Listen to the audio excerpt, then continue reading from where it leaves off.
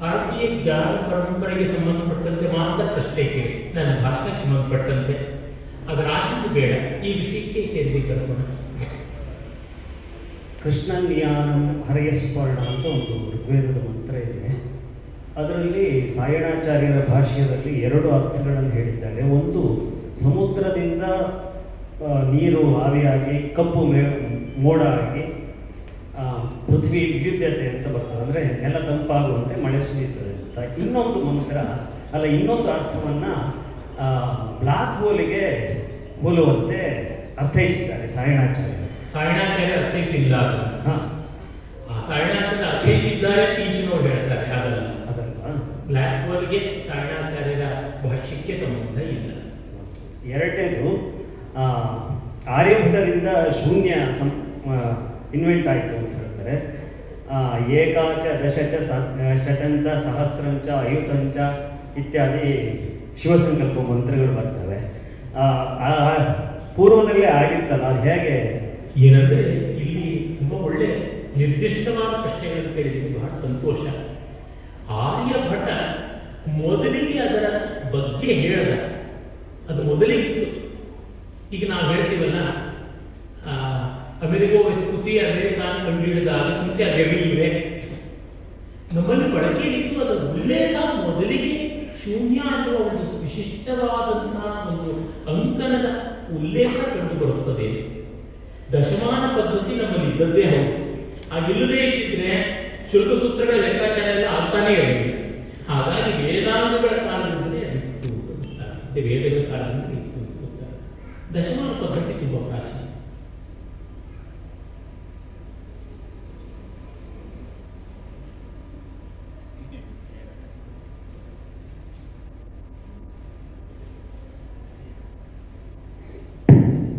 ಮೊದಲಿಗೆ ನಿಮ್ಮ ಮಹಾನ್ ವಿದ್ವತ್ತಿಗೆ ನಮೋ ನಮಃ.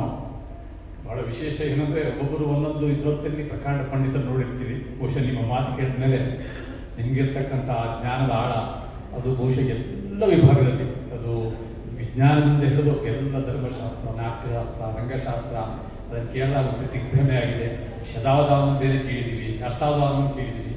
ಇಷ್ಟೊಂದು ಮೇಧಾಶಕ್ತಿ, ಇಷ್ಟೊಂದು ಜ್ಞಾಪಕ ಶಕ್ತಿ ಆ ವೇದದಲ್ಲಿ ಹೇಗೆ ಬಂತು, ಅದ್ರ ಗುಟ್ಟೇನು ಅಂತ ಒಂಚೂರು ತಿಳಿಸ್ಬಿಟ್ರೆ ಭಾಳ ಸಂತೋಷ ಆಗ್ತಾ ಇತ್ತು. ನಿಮ್ಮ ವಿದ್ವತ್ತಿಗೆ ನನ್ನ ಕಡೆಯಿಂದ ದೊಡ್ಡ ಪ್ರಣಾಮ.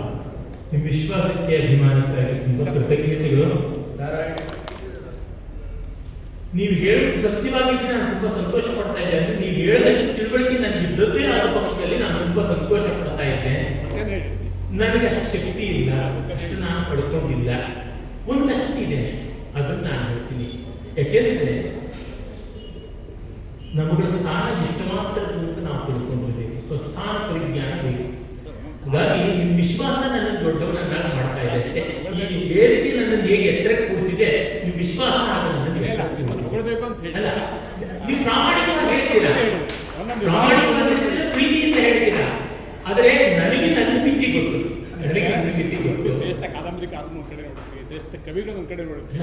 ಬಹುಶಃ ಎಲ್ಲ ಮಿಶ್ರಣವಾಗಿ ಅಷ್ಟೂ ನಿಮ್ಮಲ್ಲಿ ಅವಿವರಿಸಿದೆಯಲ್ಲ, ಅದೊಂದು ದೊಡ್ಡ ವಿಶೇಷ. ನಾವು ಅಪರೂಪಕ್ಕೆ ನೋಡಿದ್ದು ಇಂಥ ವ್ಯಕ್ತಿಗಳು, ಮತ್ತು ನಾನಂತೂ ನೋಡಿಲ್ಲ, ಬೇರೆ ನೋಡಿದ್ದು ನಿಮಗೆ. ನಿಮ್ಮ ವಿಶ್ವಾಸಕ್ಕೆ ನಾನು ಮತ್ತೆ ನಮಸ್ಕಾರ ಸಲ್ಲಿಸ್ತೀನಿ. ಒಂದು ಅಲ್ಪ ಸ್ವಲ್ಪದ ಆಸಕ್ತಿಯಿಂದ ನನಗೆ ಯಾವುದು ಸ್ವಾರಸ್ಯಕಾರಿಯಾಗಿ ಕಾಣಿಸ್ತು, ನನ್ನ ಅನುಭವಕ್ಕೆ ಬಂತು, ಅದನ್ನು ನಾನು ಓದಿಕೊಂಡೆ ಆಲೋಚನೆ ಮಾಡಿದೆ. ತುಂಬ ಅಗಾಧ ಭರದ್ವಾಜ ಮಹರ್ಷಿಗಳಂತವರಿಗೆ ಅನಂತಾವೈ ವೇದಾಹ ಅನ್ನುವ ಪಾಠವನ್ನು ಇಂದ್ರ ತಿಳಿಸಿದ ಅಂದಮೇಲೆ, ಮಹಾಭಾಷ್ಯದ ಆರಂಭದಲ್ಲಿ ಪದ್ಮಶಾಲಿಕದಲ್ಲಿ ಭಗವಾನ್ ಪತಂಜಲಿ ಮುನಿಗಳು ಹೇಳ್ತಾರೆ, ಬೃಹಸ್ಪತಿ ಇಂದ್ರನಿಗೆ ವ್ಯಾಕರಣ ಪಾಠ ಹೇಳೋದಕ್ಕೆ ಆರಂಭ ಮಾಡಿದ್ರು. ದಿವ್ಯ ವರ್ಷ ಶತ 100 ದೇವ ವರ್ಷಗಳು, ಮಾನವ ವರ್ಷಗಳಿಗಿಂತ ತುಂಬ ದೊಡ್ಡ ಕಾಲ. ಅಷ್ಟಾದರೂ ನಾಂತಂ ಜಗಾಮ, ಕೊನೆಯಾಗಲಿಲ್ಲ ವಿದ್ಯೆಯಲ್ಲಿ. ಹೀಗಾಗಿ ಅಲ್ಪ ಸ್ವಲ್ಪದ್ದು ಆ ಸಂದರ್ಭಕ್ಕೆ ಎಷ್ಟು ಬೇಕೋ ಅಷ್ಟು ಹೋಲಿಕೆ ಕೊಡತಕ್ಕಂಥದ್ದು. ಏನೋ ಒಂದು ಸ್ವಲ್ಪ ಮಟ್ಟಿಗೆ ಓದ್ಕೊಂಡು ಸ್ವಲ್ಪ ಮಟ್ಟಿಗೆ ಸರಿಯಾಗಿ ಹೇಳೋಷ್ಟು, ಅಚ್ಚುಕಟ್ಟಾಗಿ ಹೇಳುವಷ್ಟಿರ್ಬೋದು ನನ್ನ ಕೌಶಲ, ಅಷ್ಟೇ, ಇನ್ನೇನಿಲ್ಲ. ಪರಂಪರೆ ಏನಾಗಿದೆ ಅಂದರೆ, ನಿಮ್ಮ ಪರಂಪರೆ ಮತ್ತೆ ಹೆಚ್ಚು ಮುಂದುವರೆದು ಕಾಣೋದು. ಅವಧಾನ ನನಗಿಂತ ಚಿಕ್ಕವರು, ನನಗಿಂತ ಉತ್ತಮರಾದರು ನನ್ನ ಹತ್ತಿರದಲ್ಲೇ ಇಲ್ಲ. ನಾವು ಹೆಚ್ಚು ಸರಿ. ನಮ್ಮ ಭರವಸೆ ಸಂಗತಿ ಏನಂದ್ರೆ, ಈಗಿನ ತಲೆಮಾರಿನ ಕೆಲವು ತರುಣ ಮಿತ್ರರು ನನಗಿದ್ದಾರೆ. ಉದಾಹರಣೆಗೆ ಶಶಿಕರಣ್ ಅಂತ ಒಬ್ಬ ನನ್ನ ಗೆಳೆಯ ಇದ್ದಾರೆ. ನನಗಿಂತ ಚೆನ್ನಾಗಿ ಸಂಸ್ಕೃತ ಬರುತ್ತೆ ಅವನಿಗೆ, ಆತ ಒಳ್ಳೆ ಸಂಸ್ಕೃತದಲ್ಲಿ ಬರೆದರೆ ಮಾತಾಡಿದ್ರೆ ಅಷ್ಟು ಚೆನ್ನಾಗಿರುತ್ತದೆ. ನಮ್ಮ ರಾಷ್ಟ್ರದ ಅತ್ಯುತ್ತಮ ಸಂಸ್ಕೃತ ವಿದ್ವಾಂಸರು ಆತನ ಸಂಸ್ಕೃತ ಚೆನ್ನಾಗಿದೆ ಅಂತ ಹೇಳ್ತಾರೆ. ಇಂಗ್ಲಿಷ್ನ ತುಂಬಾ ಚೆನ್ನಾಗಿ ಬರೀತಾನೆ, ಕನ್ನಡದಲ್ಲಿ ಬರೀತಾನೆ, ಅಷ್ಟು ಒಳ್ಳೆ ತಿಳುವಳಿಕೆ ಇದೆ. ಹಾಗೆ ನನ್ನ ಮಿತ್ರ ಡಾಕ್ಟರ್ GL ಕೃಷ್ಣ ಅಂತ ಆಯುರ್ವೇದ ವಿದ್ವಾಂಸ, ವೇದಾಂತ ಇತ್ಯಾದಿ ಅನೇಕ ವಿಷಯಗಳಲ್ಲಿ ತುಂಬಾ ಕುಶಾಗ್ರ ಮತ್ತು ಬಹಳ ಪ್ರಬುದ್ಧ ಪ್ರಾಮಾಣಿಕ. ಇವೆಲ್ಲ ನನಗಿಂತ ಚಿಕ್ಕ ವಯಸ್ಸಿನವರು. ಅವಧಾನ ಮಾಡ್ತಾರೆ. ಅವಧಾನಗಳು ಮಾಡೋದಿದ್ದಾರೆ. ನನ್ನ ಗೆಳೆಯರಾದ ರಾಮಕೃಷ್ಣ ಪೆಜೆತ್ತ ತುಂಬಾ ಚೆನ್ನಾಗಿ ಸಂಸ್ಕೃತದಲ್ಲಿ ಅವಧಾನ ಮಾಡ್ತಾರೆ. ಇನ್ನೊಬ್ಬ ಗೆಳೆಯ ಗಣೇಶ್ ಮತ್ತು ಕೊಪ್ಪಲಕೋಟ ಅಂತ ಚೆನ್ನಾಗಿ ಕನ್ನಡದಲ್ಲಿ ಮಾಡ್ತಾನೆ. ಹೀಗೆ ನನಗಿಂತ ವಯಸ್ಸಿನಲ್ಲಿ ಚಿಕ್ಕವರಾದರೂ ವಿದ್ಯಾಧಿಕರಾದರೂ ತುಂಬಾ ಜನ ಇದ್ದಾರೆ. ಮದ್ವಿಶಿಷ್ಟಾಷ್ಟ ಮತ್ತುಲ್ಯ ಸತ್ಯರೇಖೆ ಪ್ರಮಗವಾಹ ಅಂತ ಸೀತೆ ಎದುರಿಗೆ ಹನುಮಂತ ಹೇಳಿದ್ನಲ್ಲ, ಅದು ವಿನಯದಿಂದ ಹೇಳಿದ ಮಾತು ಹನುಮಂತ, ನಾನು ಸತ್ಯವಾಗಿ ಹೇಳ್ತಾ ಇದ್ದೀನಿ. ಹಾಗಾಗಿ ಇದ್ದಾರೆ ಬಹುರತ್ನಾಮ ಸುಂದರ ಅಂತ ನಾವು ಅದಕ್ಕೆ ಹೇಳ್ತೀವಿ. ಏನಂದ್ರೆ ಇನ್ನೂ ಜನ ಬರಬೇಕು, ಸಾಕಾಗಲ್ಲ ಅಷ್ಟೇ. ಇದ್ದಾರೆ ಹಾಗೆ ಸಾಕಾಗಲ್ಲ. ಅದು ನಮ್ಮ ತಾಯಿ ಒಂದು ಹಾಡು ಹೇಳ್ತಾ ಇದ್ರು, ವಿನೋದದ ಹಾಡು. ಹೆಂಡತಿ ಗಂಡನಿಗೆ ಹೇಳ್ತಾ ಇದ್ದಂತೆ, ಮನಸ್ಸಿನಲ್ಲಿ ಕೋಪವನ್ನು ಮಾಡಬೇಡಿ, ನಾನೇನು ನಿಮ್ಮ ಬಲು ಬೇಡೋಳಲ್ಲ, ಕಿವಿಗೊಂದು ವಜ್ರದೋಲೆ ಇರಲೇಬೇಕು, ಅದು ತನ್ನ ಲೋಲಾಕು ಹಾಕ್ಲೇಬೇಕು, ಮೈ ತುಂಬ ಜರಿ ಸೀರೆ ಮುಡ್ಲೇಬೇಕು, ಅದು ತನ್ನ ಬಡ್ಯಾಣ ಇರಲೇಬೇಕು ಅಂತ. ಹಾಗೆ ಇದ್ದರೂ ಸಾಕಾಗಿಲ್ಲ, ಇನ್ನಷ್ಟು ಜನ ಬೇಕು ಅಂತ. ಇವತ್ತಿಗೆ ಹೇಳಿದ್ದು ನಿಮ್ಮಲ್ಲಿ ಏನೇನು ಕಲೆಗಳೇ ಇಲ್ಲ ಅಂತ. ನಮಸ್ಕಾರ. ನಮಸ್ಕಾರ. ತಮ್ಮಲ್ಲಿ ಕೇಳ್ಬೋದು, ಯಾಕಂದರೆ ನಿಮ್ಮ ಜ್ಞಾನಕ್ಕೆ ನಾನು ಯಾವತ್ತೂ ನಿಮ್ಮ ಬುಕ್ಗಳನ್ನು ಓದಿದ್ದೇನೆ. ನನಗೆ ಬಹಳ ನಿಮ್ಮ ಮೇಲೆ ಗೌರವ ಭಕ್ತಿ ಇದೆ. ಈ ನಮ್ಮಲ್ಲಿ ಆತ್ಮ ಅಂತ ಹೇಳ್ತೇವೆ ನಮ್ಮ ಧರ್ಮದಲ್ಲಿ. ಹಾಗೆ ಗೌತಮ ಬುದ್ಧ, ಯಾಕಂದರೆ ನಾನು ಗೌತಮ ಬುದ್ಧನ ಎಲ್ಲ ಜಗತ್ತು ಮತ್ತು ಭಿಕ್ಷುಗಳ ಜೊತೆ ಇದ್ದೆ ನಾನು. ಅವರಲ್ಲಿ ನಿನ್ಹಾಣ್ಮೆ ಅಂತ ಒಂದು ಹೇಳ್ತಾರೆ. ಅವರ ಆತ್ಮದ ಬಗ್ಗೆ ಗೌತಮ ಬುದ್ಧ ಮಾತಾಡಲಿಲ್ಲ, ನಿನ್ಹಾಣ್ಮೆ ಬಗ್ಗೆ ಮಾತಾಡಿದ್ದಾನೆ. ಅದು ಯಾರು ನನಗೆ ಸರಿಯಾಗಿ ಹೇಳಿಕೊಡ್ಲಿಲ್ಲ, ನಾವು ಹೇಳ್ಬೋದಾ? ದೊಡ್ಡ ಪ್ರಶ್ನೆ, ಒಳ್ಳೆ ಪ್ರಶ್ನೆ. ಭಗವಾನ್ ಬುದ್ಧ ಆತ್ಮವಾದ, ಅದರೊಳಗೆ ಸಂದೇಹ ಇಲ್ಲ. ಆತ ಆತ್ಮ ಇಲ್ಲ ಅಂತ ಹೇಳಿದ್ದು ನಸೋ ಅತ್ತಾಮೇ ಅತ್ತಿ ಅಂತ ಹೇಳ್ತಾನೆ. ಆ ರೀತಿಯಾದ ಆತ್ಮ ನನಗಿಲ್ಲ. ಅವನು ಅದನ್ನು ಮನಸ್ಸು ಅನ್ನುವ ಅರ್ಥದಲ್ಲಿ ಆತ್ಮ ತಗೊಂಡಿದ್ದಾನೆ. ನಮಗೆ ವೈದಿಕ ಸಾಹಿತ್ಯದಲ್ಲಿಯೇ ಶಾಸ್ತ್ರ ಗ್ರಂಥ ಪರಂಪರೆಯಲ್ಲೇ ನೋಡಿದ್ರೆ ಆತ್ಮ ಅನ್ನೋದಕ್ಕೆ ಪರಮಾತ್ಮ ಬ್ರಹ್ಮವಸ್ತು ಅನ್ನೋದ್ರಿಂದ ಜೀವ, ದೇಹ, ಮನಸ್ಸು ಅನ್ನೋವರಿಗೆ ಬೇರೆ ಬೇರೆ ಅರ್ಥ ಛಾಯೆಗಳಿವೆ. ಬುದ್ಧ ತಗೊಂಡಿದ್ದು ಒಂದು ಮನಸ್ಸು ಅನ್ನುವ ಅರ್ಥದಲ್ಲಿ. ದ್ವಂದ್ವಾತ್ಮಕ ಮನಃ, ದ್ವಂದ್ವ ಇಲ್ಲದ ಸ್ಥಿತಿ. ಅದಕ್ಕೆ ಅಮರಕೋಶದಲ್ಲಿ ಬುದ್ಧ ಪರ್ಯಾಯ ಶಬ್ದಗಳಲ್ಲಿ ಅದ್ವಯವಾದಿ, ವಿನಾಯಕ ಅಂತಲೇ ಹೇಳಿದ್ದಾರೆ. ಅದ್ವಯವಾದಿ.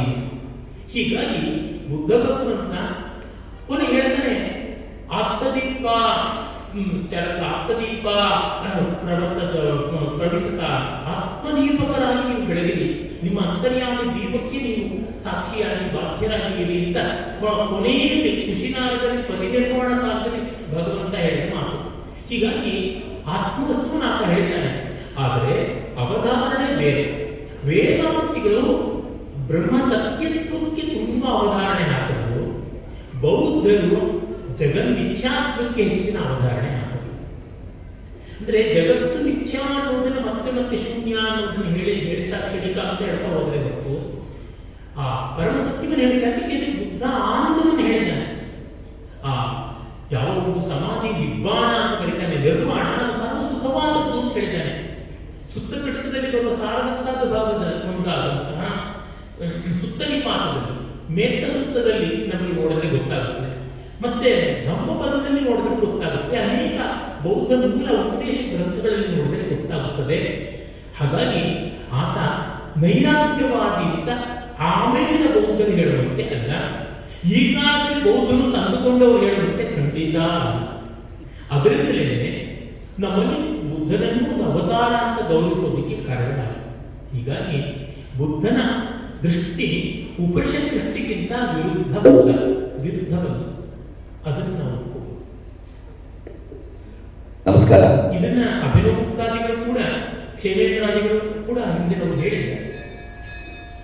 ನಮಸ್ಕಾರ, ನಾನು ಅರವಿಂದ್ ಅಂತ. ನಮ್ಮ ಪರಂಪರೆಯಲ್ಲಿ ನಾವು ಹೇಳ್ತೀವಿ ವೈವಸ್ವತ ಮನ್ವಂತರ ಕಲಿಯುಗೆ ಪ್ರಥಮ ಪಾದೆ ಅಂತ ಹೇಳ್ತೀವಿ. ಈ ಮನ್ವಂತರಗಳ ಲೆಕ್ಕ ತಕ್ಕೊಂಡಾಗ ಸುಮಾರು 71 ಯುಗ ಚಕ್ರಕ್ಕೆ ಒಂದು ಮನ್ವಂತರ ಅಂತ ಹೇಳ್ತೀವಿ. ಅಂಥದ್ದು ಈಗಾಗಲೇ 5 ಮುಗಿದು 6ನೇ ವೈವಸ್ವತ ಮನ್ವಂತರದಲ್ಲಿ ಇದ್ದೀವಿ ಅಂತ ಹೇಳ್ತೀವಿ. ಒಂದು ಯುಗಕ್ಕೆ ಒಂದು ಯುಗ ಚಕ್ರದ ಒಂದು ನಿರ್ದಿಷ್ಟ ಯುಗಕ್ಕೆ, ಉದಾಹರಣೆಗೆ ಕಲಿಯುಗ ತ್ರೇತಾಯುಗಕ್ಕೆ 4,32,000 ವರ್ಷಗಳು, ಅದರ 2 ಪಟ್ಟು 3 ಪಟ್ಟು 4 ಪಟ್ಟಿನಲ್ಲಿ ಕಲಿಯುಗ ಬರುತ್ತೆ ಅಂತ ಹೇಳ್ತೀವಿ. ಇಷ್ಟೆಲ್ಲವೂ ಕೂಡ ಆಗುವಾಗ ಈಗ ಸುಮಾರು ಆ ಲೆಕ್ಕ ತಗೊಂಡು ವೈವಸ್ವತ ಮನ್ವಂತರಕ್ಕೆ ಬಂದು ಸುಮಾರು 365ನೇ ಕಲಿಯುಗದಲ್ಲಿ ನಾವಿದ್ದೇವೆ. ಪ್ರತಿ ಯುಗ ಚಕ್ರದಲ್ಲೂ ರಾಮಾವತಾರ, ಪ್ರತಿ ಯುಗ ಚಕ್ರದಲ್ಲೂ ಕೃಷ್ಣಾವತಾರ ಹೀಗೆ ಆಗಿರುವ ಸಾಧ್ಯತೆಗಳಿದೆಯಾ? ಆಗಿದ್ರೆ ಶ್ರೀಯುತ ಶತಾವರಿ ಗಣೇಶ್ ಅವರ ಹತ್ರ ನಾನು 356ನೇ ಬಾರಿ ಪ್ರಶ್ನೆ ಕೇಳ್ತಾ ಇದ್ದೀನಿ. ಒಳ್ಳೆಯ ಮಾತು. ಮೊದಲಿಗೆ ತುಂಬ ಒಳ್ಳೆಯ ಪ್ರಶ್ನೆ. ಯುಗಗಳ ಕಾಲದ ಸಂಖ್ಯೆಯ ಇಷ್ಟು ವರ್ಷ ಅಷ್ಟು ವರ್ಷ ಅವುಗಳು ಅರ್ಥವಾದ. ನಮ್ಮ ಪುರಾಣಗಳಲ್ಲಿ ಯುಗಗಳ ವಿಷಯ ಬರುತ್ತದೆ, ಯುಗಗಳಿಗೆ ಎಷ್ಟು ವರ್ಷಗಳನ್ನು ಬರುತ್ತದೆ.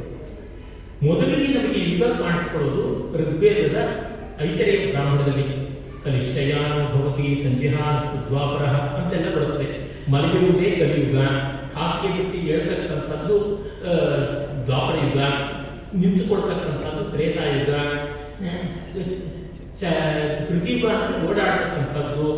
ಹಾಗಾಗಿ ಚರೈವೇತಿ ಚರಂಬೈ ಮಧುವಿದ್ದದಿ ಅಂತೆಲ್ಲ ಮಾತುಗಳು ಬರುತ್ತೆ. ಹೀಗಾಗಿ ಯುಗ ಕಲ್ಪನೆ ಒಂದು ದೊಡ್ಡ ಸಂಕೇತ. ಆ ಸಂಕೇತಕ್ಕೆ ಇಷ್ಟು ವರ್ಷ ಅಷ್ಟು ವರ್ಷ ಅಂತಕ್ಕಂಥದ್ದು ಅರ್ಥವಲ್ಲ. ನಾವು ಅವುಗಳನ್ನ ಲಿಟ್ರಲ್ ಆಗಿ ತೆಗೆದುಕೊಂಡ್ರೆ ಅನರ್ಥವೇ. ಉದಾಹರಣೆಗೆ ವೇದದಲ್ಲಿಯೇ ಸಹಸ್ರೀಶ ಪುರುಷ ಸಹಸ್ರಾಕ್ಷ ಸಹಸ್ರಪಾದ ಪುರುಷ ಸೂಕ್ತ ಪ್ರಸಿದ್ಧವಾದದ್ದು ದಶಮ ಮಂಡಲದಲ್ಲಿ ಬರುತ್ತದೆ. ಅಲ್ಲಿ 1000 ತಲೆ ಇದ್ದವರಿಗೆ 2000 ಕಣ್ಣು ಇರಬೇಕು, 2000 ಕೈ 2000 ಕಾಲು ಇರಬೇಕು. ಎಲ್ಲಿದೆ ಅಂದ್ರೆ ಆ ಲೆಕ್ಕಗಳನ್ನ ಹಾಗೆ ಅಕ್ಷರಾರ್ಥದಲ್ಲಿ ಲಿಟ್ರಲ್ ಆಗಿ ತಗೊಂಡ್ರೆ ಕಾಲ ಅನಂತ ಅನ್ನುವುದನ್ನು ತೋರ್ಪಡಿಸ್ತಾ ಇರ್ತಕ್ಕಂಥದ್ದು ಅಷ್ಟೇ ಅಂತ ನಾವು ಅನ್ಕೋಬೇಕಾಗುತ್ತದೆ. ಮತ್ತೆ ಹೀಗೆ ಹೇಳಿದ್ದಾರಲ್ಲ ಶಾಸ್ತ್ರಕಾರರು ಅಂದ್ರೆ ಅದಕ್ಕೆ ಕಾರಣ ಇಷ್ಟೇ. ರಾಮಾಯಣ ಮಹಾಭಾರತಗಳು ಅನೇಕ ಪ್ರಕ್ಷಿಪ್ತ ಭಾಗಗಳು, ಪಾಠಾಂತರಗಳು ಬೇರೆ ಬೇರೆ ಕಾಲದಲ್ಲಿ ಪುರಾಣಗಳಲ್ಲಿ ಬೇರೆ ಬೇರೆ ರೀತಿಯಾಗಿ ಬಂದಿದೆ. ಹಾಗೆ ಬಂದಿದ್ದಕ್ಕೆ ಏನು ಅಂದ್ರೆ ಯುಗಾಂತರದ ರಾಮಾಯಣದಲ್ಲಿ ಆಗಿದೆ ಅಂತ ಅದನ್ನು ಸಮಾಧಾನ ಕೊಟ್ಟಿದ್ದಾರೆ. ನಮಗೆ ವಾಲ್ಮೀಕಿ ರಾಮಾಯಣವೇ ಪ್ರಮಾಣ, ನಮಗೆ ವೇದವ್ಯಾಸ ಮಹಾಭಾರತವೇ ಪ್ರಮಾಣ. ಹಾಗಲ್ಲದೆ ಬೇರೆ ಬೇರೆ ಉದಾಹರಣೆಗೆ ನೋಡಿ, ರಾಮಾಯಣದಲ್ಲಿ ಸೀತೆಯ ಮೇಲೆ ಅಪವಾದ ಹೊರಿಸಿದ್ದು ಅಗಸಾರ. ಇಡೀ ಕೋಸಲ ಜನಪದ, ಅಯೋಧ್ಯ ರಾಜ್ಯ ಎಲ್ಲ, ಅಯೋಧ್ಯ ರಾಜಧಾನಿ ಎಲ್ಲಾ ಕಡೆಯೂ ಅಪವಾದ ಗುಜುಗುಜು ನಡೀತಾ ಇತ್ತು ವಾಲ್ಮೀಕಿ ರಾಮಾಯಣದಲ್ಲಿ ಬರುತ್ತೆ. ಅದೇ ಪಾಪ ಮೊದಲಾದ ಪುರಾಣಗಳಲ್ಲಿ ಸೀತೆಯ ಮೇಲೆ ಒಬ್ಬ ಅಗಸ ಲೋಕಾಪವಾದ ಹೊರಿಸುತ್ತಾ ಅಂತ ಬರುತ್ತದೆ. ಲೋಕದಲ್ಲಿ ಅಗಸನ ಕಥೆ ಪ್ರಸಿದ್ಧವಾಗಿದೆ. ಅದೇ ಎಲ್ಲ ಜನರದ್ದು ಕೂಡ ಗುಜುಗುಜು ಗಾಸಿಪ್ ನಡೀತಾ ಇತ್ತು ಅನ್ನೋದು ಪ್ರಸಿದ್ಧವಾಗಿಲ್ಲ. ರಾಮನಾಮ ಇವತ್ತಿಗೂ ಹಣ್ಣಗಾಯಿ ಮಾಡ್ತಾ ಇದ್ದಾರೆ ಮಹಿಳಾವಾದಿಗಳು ಅಂತ ಹೇಳ್ಕೊಳ್ತಕ್ಕಂಥವ್ರು. ಹೀಗಾಗಿ ಈ ತರದ್ದು ಬಂದಾಗ ಅದು ಇನ್ನೊಂದು ಕಲ್ಪದಲ್ಲಿ ನಡೆದದ್ದು. ಅಧ್ಯಾತ್ಮ ರಾಮಾಯಣದಲ್ಲಿ ಪ್ರಸಂಗ ಬರುತ್ತದೆ. ರಾಮ ಕಾಡಿಗೆ ಹೊರಟಾಗ ಸೀತೆ ನಾನು ಬರ್ತೀನಿ ಇದ್ದಾಳೆ, ಬೇಡ ನೀವು ಇಲ್ಲೇ ಅತ್ಯವಾದ ಸೇವೆ ಮಾಡು, ನೀನು ಸುಕುಮಾರಿ ಇಷ್ಟು ರಾಮ ಹೇಳ್ತಾನೆ. ಅದಕ್ಕೆ ಸೀತೆ ಏನ್ ಹೇಳ್ತಾಳೆ ಗೊತ್ತಾ? ಹೌದು ರಾಮ, ಆದ್ರೆ ನಾನು ಓದಿದ ಕೇಳಿದ ಎಲ್ಲ ರಾಮಾಯಣಗಳಲ್ಲಿ ಸೀತೆ ರಾಮನಿಂದಲೇ ಹೋಗ್ತಾಳೆ ವನವಾಸಕ್ಕೆ. ಅದಕ್ಕೆ ಒಂದು ವಿರೋಧ ಅನಿಸುತ್ತೆ. ಇದು ನಾವು ರಾಮಾಯಣ ಮಹಾಭಾರತಗಳನ್ನ ಬದುಕಿಸಿಕೊಂಡ ಬಂದದ್ದು. ಒಂದೊಂದು ಸ್ಥಳದಲ್ಲೂ ಒಂದು ವಿಶೇಷ ರಾಮಾಯಣಗಳಿರುತ್ತೆ. ಇದೇ ನಿಮ್ಮ ಊರಿಗೆ ಹತ್ತಿರದಲ್ಲಿ ಮೃಗವಧ ಅಂತ ಇದೆ ಒಂದು ಗ್ರಾಮ, ಅಲ್ಲಿ ಮಾರೀಚ ಸಂಹಾರ ಆಯಿತು ಅಂತ ಹೇಳ್ಬಿಟ್ಟಂತಾರೆ. ಮಾರೀಚ ಸಂಹಾರ ಆಗಿದ್ದು ದಂಡಕಾರಣ್ಯದಲ್ಲಿ, ದಂಡಕಾರಣ್ಯದಲ್ಲಿ ಗೋದಾವರಿ ತೀರ್ಥದಲ್ಲಿ. ಅಲ್ಲೇ ಇಲ್ಲ ಅಂದ್ರೆ ನಾವು ಅಲ್ಲಲ್ಲಿ ಇದ್ದಲ್ಲೇ ರಾಮಾಯಣ ಮಾಡ್ತೇವೆ. ಒಂದು ಕಲಶದಲ್ಲಿ ಸಪ್ತ ತೀರ್ಥಗಳನ್ನು ಮತ್ಸ್ಯಮುದ್ರೆ ಮಾಡಿ ಗಂಗೆ ಚೇವನೆ ಚೇವ ಅಂತೆಲ್ಲ ಮಾಡೋ ಶಕ್ತಿ ಇದ್ದ ನಮಗೆ ಒಂದು ರಾಮಾಯಣದ ಘಟನೆ ನಮ್ಮ ಊರಲ್ಲಿ ಮಾಡಿಕೊಳ್ಳೋದು ಕಷ್ಟ. ಹೀಗೆ ಅವನ್ನ ನಾವು ಹಾಗೆ ಮಾಡಿಕೊಂಡು ಆಧ್ಯಾತ್ಮಿಕ ದೃಷ್ಟಿಯಿಂದ ತಗೋಬೇಕೆ ಹೊರತು ಆದಿಭೌತಿಕ ದೃಷ್ಟಿಯಿಂದ ಅಲ್ಲ ಅಷ್ಟೇ. ಅದಕ್ಕೆ ಕೊನೆಯ ಪ್ರಶ್ನೆ. ನಮ್ಮ ಲೌಕಿಕ ಅಲೌಕಿಕ ಜ್ಞಾನ ಪರಂಪರೆ. ನಮಸ್ಕಾರ. ಭಾರತೀಯರ ಲೌಕಿಕ ಮತ್ತು ಅಲೌಕಿಕ ಜ್ಞಾನ ಪರಂಪರೆಯನ್ನ ತಾವು ಇದುವರೆಗೆ ನಮಗೆ ತಿಳಿಸ್ಕೊಟ್ರಿ. ಇಂದಿನ ಈ ಸ್ಥಿತಿಯನ್ನು ನಾವು ಅವಲೋಕಿಸಿದರೆ, ಭಾರತೀಯರು ಯಾವ ಸ್ಥಿತಿಯಲ್ಲಿದ್ದಾರೆ ಎಂಬುದನ್ನು ಪರಿಗಣಿಸಿದರೆ, ಈ ಮಹಾಪತನ ಪರಂಪರೆ ಹೇಗೆ ಆರಂಭವಾಯಿತು? ಒಳ್ಳೆ ಪ್ರಶ್ನೆ. ನಿಮ್ಮ ಕಂಠಸ್ವರ ತುಂಬಾ ಸ್ವಚ್ಛವಾಗಿ ಚೆನ್ನಾಗಿದೆ ಸ್ವಾಮಿ, ಬಹಳ ಸಂತೋಷವಾಯಿತು. ಯಾರಾದರೂ ಈ ಧ್ವನಿಮುದ್ರೆಗೆ ನಿಮ್ಮ ಕಂಠವನ್ನು ಬಳಸ್ಕೊಂಡ್ರೆ ಒಳ್ಳೆಯದು ಅನಿಸುತ್ತೆ. ಚೆನ್ನಾಗಿ ಸ್ವಚ್ಛವಾಗಿದೆ. ಪುಸ್ತಕಂ ಕಂಠಕಂ ಭಕ್ತಂ ಶೋಭತೆ ಮಧ್ಯಮೇಶ್ವರಿ ಅಂತೆಲ್ಲ ರಾಮಾಯಣ ಹೇಳಿದಂತೆ ನಿಜ ಪತನ ಆಗಿದೆ, ನಷ್ಟ ಆಗಿದೆ, ಆದರೂ ಬದುಕಿದ್ದೀವಿ. ಅದನ್ನು ನಾವು ನೋಡಬೇಕು. ಕಳ್ಕೊಂಡಿದ್ದು ಉಂಟು. ನಮ್ಮ ದೊಡ್ಡ ಭಾರತೀಯ ಭೂಭಾಗವನ್ನು ಕಳ್ಕೊಂಡಿದ್ದೀವಿ. ಇರಾನ್ವರೆಗೆ ಇತ್ತು, ಇತ್ತ ಕಡೆ ಬ್ರಹ್ಮದೇಶದವರೆಗೆ ಇತ್ತು, ಆ ಕಡೆಗೆ ತ್ರಿವಿಷ್ಟಪದವರೆಗೆ ಇತ್ತು, ಈ ಕಡೆ ಸಿಲೋನಿಯವರೆಗೂ ಇತ್ತು. ಎಷ್ಟೋ ಭೂಭಾಗ ಹೋಗಿದೆ ಅಂದರೆ ಅಲ್ಲಿಂದ ಭೌತಿಕವಾದ ಭೂಭಾಗಗಳ ನಷ್ಟದಿಂದ ಇನ್ನೆಷ್ಟೆಷ್ಟು ನಷ್ಟವಾಗಿದೆ. ಅದನ್ನು ಅವು ಪತನಕ್ಕೆ ಮುಖ್ಯ ಕಾರಣ ಏನು ಅಂದರೆ ಆರ್ಷ ಸಂದೇಶವನ್ನು ನಾವು ಅರ್ಥ ಮಾಡಿಕೊಳ್ಳದೆ ಇದ್ದೀವಿ. ನೋಡಿ, ಶೌರ್ಯಕ್ಕೆ ಪರಾಕ್ರಮಕ್ಕೆ ಕೊಡಬೇಕಾದ ಬೆಲೆಯನ್ನು ಕೊಡಲಿಲ್ಲ.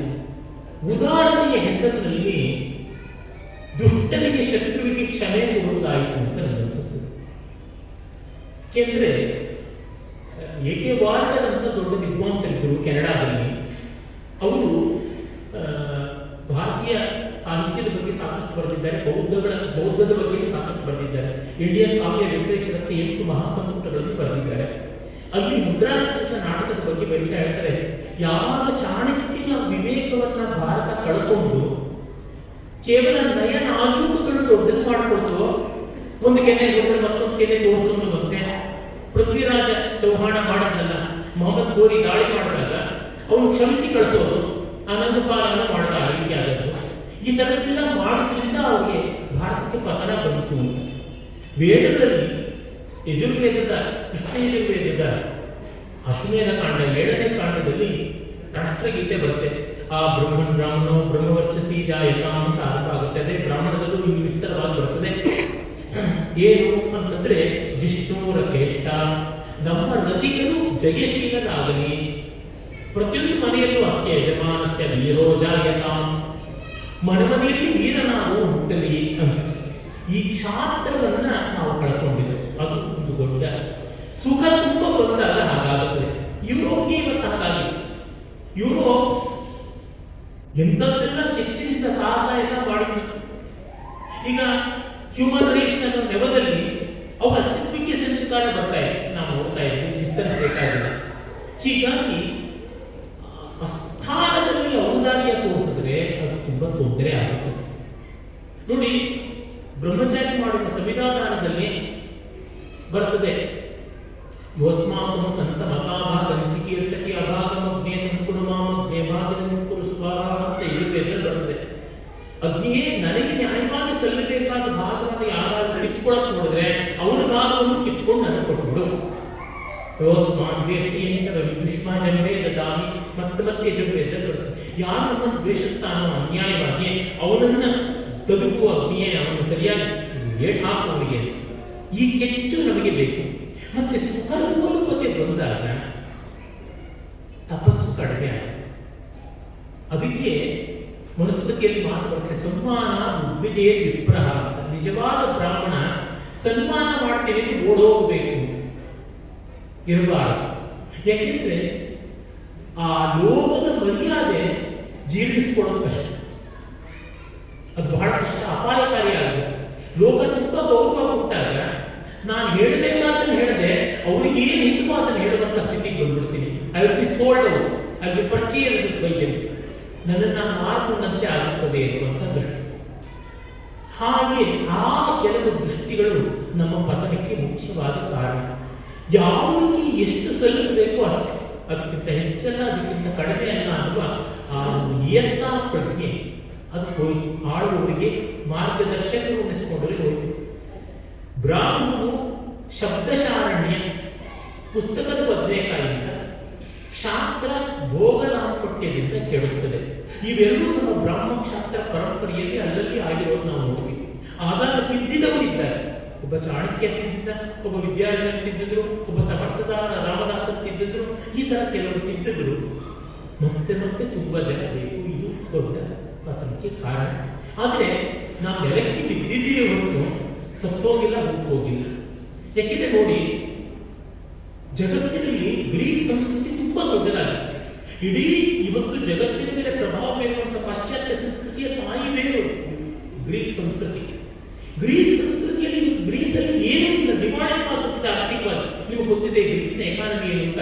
ನಾನು ಗ್ರೀಸ್ ದೇಶಕ್ಕೆ ಹೋಗಿ ಕೇಳಿದೆ, ಇಲ್ಲಿ ಎಲ್ಲರೂ ಆದಿಕವಿ ಹೋರಾಟ ಇಲಿಯಡ್ ಒಡಿಸ್ಸಿ ಮಹಾಕಾವ್ಯಗಳನ್ನ ಹಾಡುವುದು, ರಂಗಸ್ಥಳದಲ್ಲಿ ಮಾಡುವವರು, ನೃತ್ಯ ಮಾಡುವವರು ಇದಾರ. ನೀವು ಮ್ಯೂಸಿಯಂ ಹೋಗಿ, ವಿಶ್ವವಿದ್ಯಾಲಯಕ್ಕೆ ಹೋಗಿ, ಆದರೆ ನೋಡಿ, ನಾವಿರ್ತಕ್ಕಂಥ ಬೆಂಗಳೂರಿನಂಥ ಊರಿನಲ್ಲಿ ದಿವಸ ನೋಡಿದ್ರೆ ಒಂದೆಲ್ಲ ಒಂದು ಕಡೆ ಸರ್ಕಾರಿ ಕೃಪಾ ಪೋಷಿತವಲ್ಲ, ವಿಶ್ವವಿದ್ಯಾಲಯದ ಅಲ್ಲವೇ ಅಲ್ಲ, ರಾಮಾಯಣ ಪಾರಾಯಣ ಮಾಡ್ತಾರೆ, ರಾಮಾಯಣದ ಮೇಲಿನ ನೃತ್ಯ ಮಾಡ್ತಾರೆ, ರಾಮನ ಮೇಲಿನ ಹಾಡುಗಳನ್ನು ಹಾಡ್ತಾರೆ, ರಂಗೋಲಿ ಹಾಕ್ತಾರೆ, ಚಿತ್ರ ಕರೆಯುವುದು ಇದೆ ನಮ್ಮಲ್ಲಿ. ಪಾಶ್ಚಾತ್ಯರ ತಾಯಿಯರಾದ ಗ್ರೀಕ್ ಸಂಸ್ಕೃತಿಯ ಮಹಾಕವಿ ಆದಿಕವಿ ಹೋಮರ್ನ ಕಾವ್ಯಗಳಲ್ಲಿ ಕೇಳುವುದಿದೆ. ನೋಡಿದಾಗ ನಮಗೆ ಈ ಮಟ್ಟಕ್ಕೆ ನಾವು ಉಳಿಸಿಕೊಂಡಿದ್ದೀವಿ. ಇವತ್ತಿಗೂ ಸನಾತನ ಧರ್ಮೀಯರು ಉಳಿಸಿಕೊಂಡು ಜಗತ್ತೆಲ್ಲ ಸೇರಿಸಿದ್ರೆ 190 ಕೋಟಿ ಜನ ಇದ್ದಾರೆ. ಅದು ಅಲ್ಪ ಸ್ವಲ್ಪದ ಮೊತ್ತ ಅಲ್ಲ. ಅದರೊಳಗೆ ಹೆಸರಿಗೆ ಮಾತ್ರ ಸನಾತನ ಧರ್ಮೀಯರು ತುಂಬಾ ಜನ ಇದ್ದಾರೆ. ಆದರೂ ಇರುವುದು ದುಡ್ಡು. ನಾನು ಹೇಳಿದ್ರಲ್ಲ, ಇವತ್ತು ಹೋಗದ ಗ್ರೀಕ್ ಭಾಷೆ ಬರುವಂತವರು ಅಲ್ಲಿ ಜನಸಾಮಾನ್ಯರು ಇಲ್ಲವೇ ಇಲ್ಲ. ಆದರೆ ನಮ್ಮಲ್ಲಿ ಇವತ್ತು ವಾಲ್ಮೀಕಿ ರಾಮಾಯಣವನ್ನ ಆ ಸಂಸ್ಕೃತವನ್ನ ಬಲ್ಲವರು ತುಂಬಾ ಜನ ಇದ್ದಾರೆ. ಅಂದ್ರೆ ಪರಂಪರೆ ಉಳಿಸಿಕೊಂಡವರು ಇದ್ದಾರೆ, ಮತ್ತೆ ಆ ಮೌಲ್ಯಗಳನ್ನು ಮೈಗೂಡಿಸಿಕೊಂಡವರು ತುಂಬಾ ಜನ ಇದ್ದಾರೆ.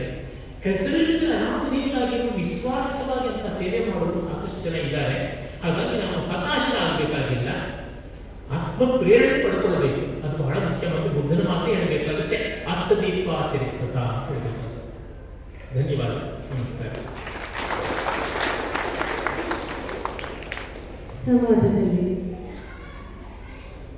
ಸಂವಾದದಲ್ಲಿ ಭಾಗಿಯಾದ ಪ್ರೇಕ್ಷಕರಿಗೆ ಧನ್ಯವಾದಗಳು. ತನ್ನೊಳಗಿನ